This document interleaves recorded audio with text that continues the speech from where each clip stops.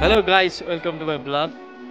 आज चाहिँ हाम्रो यस डिसडब्ल्युसी सामुदायिक अस्पतालमा चाहिँ पहिलोचोटि बिरयानी बनाउन लागेको छ भने आज चाहिँ हाम्रो बिरयानी बन्दैछ। बिरयानी बनाउनको लागि हाम्रो डाक्टर तयारी अवस्थामा हुनुहुन्छ भने हाम्रो आज चाहिँ चिकन बिरयानी बन्दैछ गाइस। त्यसको लागि के कुरा चाहिन्छ, के हाल्नुपर्ने रहेछ म सबै तपाईँहरूमा डिटेल देखाउने नै छु है गाइस। हाम्रो चाहिँ बिरयानी प्याजदेखि सुरु।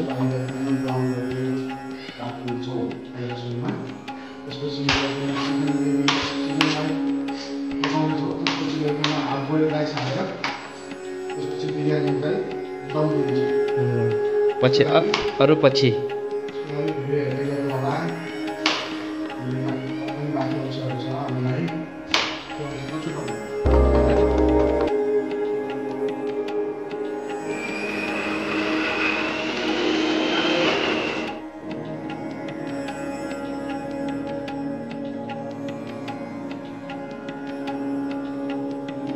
आज चाहिँ बिरयानी खाने हो होइन। बिरयानीको लागि रेसिपीहरू तयार पार्दै हुन्छ।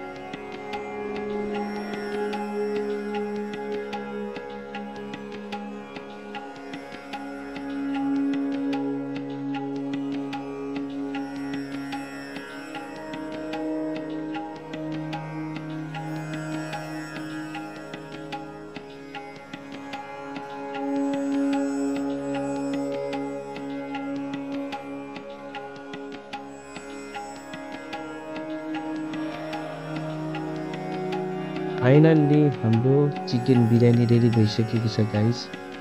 अब हामी खानेछौँ।